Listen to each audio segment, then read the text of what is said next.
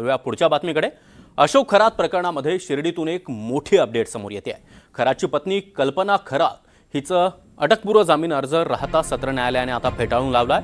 शिर्डीतील 4 acre जमीन व्यवहारामध्ये फसवणूक आणि सावकारी संदर्भात गुन्हा दाखल आहे। या प्रकरणामध्ये अशोक खरात, त्याची पत्नी कल्पना खरात आणि इतर 3 जण असे एकूण 5 आरोपी आहेत आणि कल्पना खरातचा अटकपूर्व जामीन न्यायालयाने आता फेटाळून लावलाय। सुनील दवंगे आपल्या सोबत आहेत। सुनील, कल्पना खरातला हा मोठा धक्का। नक्की सागर, आपण जर बघितलं असेल की शिर्डीतील तो 4 एकरचा भूखंड खरेदीचा संशयास्पद व्यवहार होता, यातून अनेक धक्कादायक खुलासे जे आहेत ते मागील महिनाभरापासून बाहेर पडताना दिसून येत आहे। आणि या अनुषंगाने जर म्हटलं तर कल्पना खरातवर 21 मार्च रोजी कल्पना खरात, अशोक खरात आणि आणखीन 3 असे 5 जणांवरती या सावकारकी आणि फसवणुकीच्या प्रकरणामध्ये शिर्डी पोलिसात गुन्हा दाखल होता। त्यानंतर 4 तारखेला कल्पना खरातच्या वतीनं राहता सत्र न्यायालयामध्ये अटकपूर्व जामीनसाठी अर्ज करण्यात आला होता।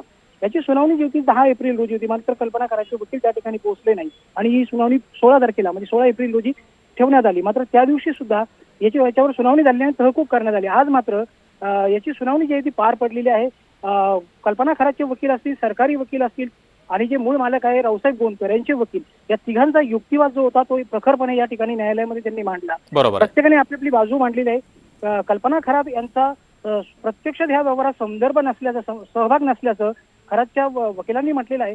तर त्याचबरोबर पोलीस आणि जे सरकारी वकील आहेत यांनी देखील या ठिकाणी बाजू मांडताना 7 कोटी रुपये कल्पना खरातच्या खात्यावर आले कुठून, हा मुद्दा उपस्थित केला। एकंदरीत नक्कीच सुनील, त्यामुळे आता कल्पना खरातचे पाय अजून खोलात जाण्याची शक्यता आहे। धन्यवाद या माहितीसाठी।